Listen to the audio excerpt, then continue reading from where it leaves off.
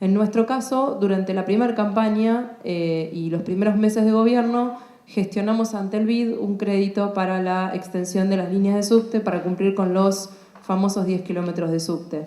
Esa línea fue preaprobada por el BID, pero para que cualquier provincia o la Ciudad de Buenos Aires se endeude, aun cuando tenga una buena situación fiscal, una situación fiscal de equilibrio, como es el caso de la Ciudad de Buenos Aires, necesita un aval formal del Ministerio de Economía del Gobierno Nacional.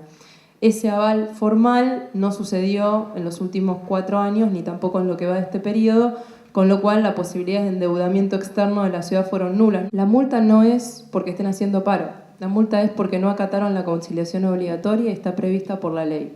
Entonces, así como los metrodelegados sostuvieron que el gobierno de Macri era responsable del subte, y reconocieron, porque de alguna manera si dicen que el gobierno de Macri es responsable de subte, le reconocen competencia para actuar, pero no solo los metrodelegados, sino una jueza de la ciudad que le ordenó a la ciudad, y por eso la ciudad intervino desde la Subsecretaría de Trabajo, ser un ámbito de conciliación.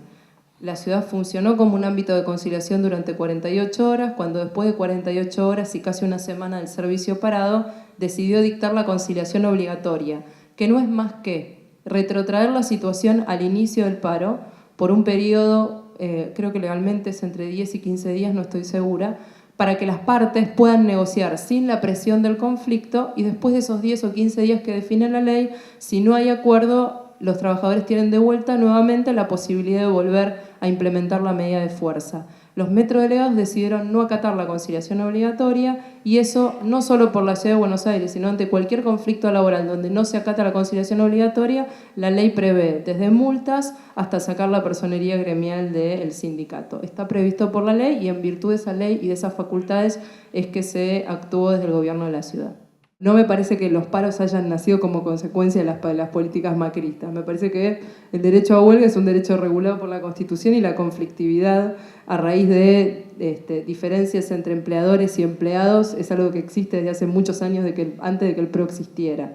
En relación a las políticas que generan paros, tenemos algunos acuerdos y también tenemos desacuerdos. Y cuando tenemos desacuerdos, los gremios expresan su posición y nosotros expresamos la nuestra. Y no nos parece mal, me parece que es parte de las reglas de funcionamiento de la democracia. De la misma manera que cuando este año fuimos una de las pocas jurisdicciones del país que arrancó las clases sin conflicto y con acuerdo de paritaria con los docentes, no dijimos que el resto del país, cuando la presidenta dijo que los docentes no trabajaban, no me acuerdo cuál fue la expresión exacta, no dijimos que esto era la consecuencia de las políticas nacionales educativas.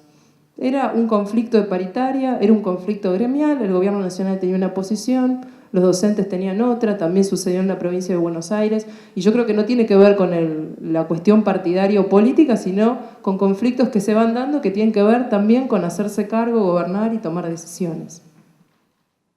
Lo que nosotros dijimos, que no es más que lo que sus dirigentes han dicho públicamente, es que tanto Pianelli como Segovia militan y lo han reconocido públicamente. De hecho, esta mañana Pianelli en una radio también lo volvió a reconocer, militan en corrientes internas del kirchnerismo.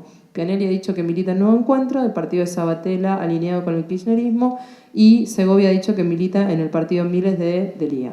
Entonces, los vínculos son claros y además a eso se suma una reunión que uno no termina de entender por qué el gobierno nacional pretende ocultar, porque todos los periodistas de la Casa de Rosada vieron, incluso algunos medios oficialistas la dieron como válida, entre Pianelli, más allá de Pianelli la presidenta, Pianelli, el ministro el ministro De Vido, el ministro Randazzo y el jefe de gabinete Abel Medina, el mismo día en que se estaba negociando la paritaria de subte.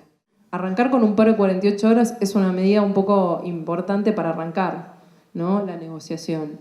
Y creo que a medida que iban avanzando los días de paro, las demandas iban cambiando. Primero fue que no había un lugar para negociar, porque como había conflicto entre la ciudad y la nación, no tenían un lugar donde se homologara la paritaria. Ahí apareció una jueza que dio como ámbito el juzgado y durante 2 días se negoció al interior del juzgado. Después fue como que ese ámbito no era suficiente, entonces la jueza le dio intervención al gobierno de la ciudad, que dio otras 48 horas como intermediario para que se llegara a un acuerdo. Después fue que la empresa no hacía una oferta salarial. Entonces la empresa hizo una oferta salarial del 23%, que la UTA aceptó. Después era que esa oferta no iba a poder ser cumplida, porque la empresa decía que no tenía los fondos, pero de hecho, de ese 23%, un 18% ya se estaba cobrando desde el mes de mayo, y en las categorías salariales más bajas de Metrovías significaba el 23%. Después fue que en realidad el problema no era el salario, sino que eran las condiciones laborales, y eso fue ya el día viernes, y ahí aparecieron los días de vacaciones que tenían que contarse como hábiles y no como corridos, los 10 días de licencia para hacer trámites y algunas licencias más que se fueron sumando. Cuando uno va negociando en ese contexto, del otro lado, y seguramente ellos lo pueden explicar mejor que yo, pero la percepción que nosotros teníamos es que no había voluntad de acuerdo. Mauricio Macri no dijo que había que subir las tarifas. Lo que le preguntaron es cuál era la tarifa de equilibrio del subte. La tarifa de equilibrio del subte sin el subsidio hoy es de 5,50 pesos. De equilibrio, lo que no quiere decir, y además yo considero inviable que se pudiera llevar esa tarifa a ese nivel sin una convergencia tarifaria del resto del sistema. Digamos, hay un límite, uno puede subir una tarifa, pero si el resto del sistema, colectivos y trenes que dependen del gobierno nacional no aumentan su tarifa, es obvio que el resto de los usuarios van a dejar de usar subte para usar otro servicio. No es inelástica la tarifa al aumento. Con lo cual, digamos, no son decisiones que se puedan tomar individualmente. En la decisión de aumento del mes de enero se dio por la quita del subsidio del 50% del gobierno nacional. Para futuros aumentos solamente pueden darse en el marco de una convergencia tarifaria general. Sí, si le preguntan cuál es la tarifa de equilibrio, la tarifa de equilibrio es esa. Sin el subsidio costaría eso. La solución al conflicto, como a la mayoría de los conflictos que uno tiene que enfrentar cuando gobierna, es el diálogo. Y dialogar implica ceder. Es imposible pensar que uno va a dialogar por alguien y cuando se levante de esa mesa de diálogo y negociación se va a llevar el 100% de lo que pretendía cuando se sentó. Si uno se sienta a dialogar y no está dispuesto a ceder, es muy difícil lograr la resolución a ningún conflicto. Ya sea que del otro lado de la mesa tenga un gremio, que tenga el gobierno nacional, que tenga a otro tipo de actor social. Nosotros creemos que los conflictos se resuelven de esa manera. Hoy se hace muy difícil, y no creo que únicamente para nosotros, pero en el caso del subte para nosotros, lograr el diálogo con el gobierno nacional.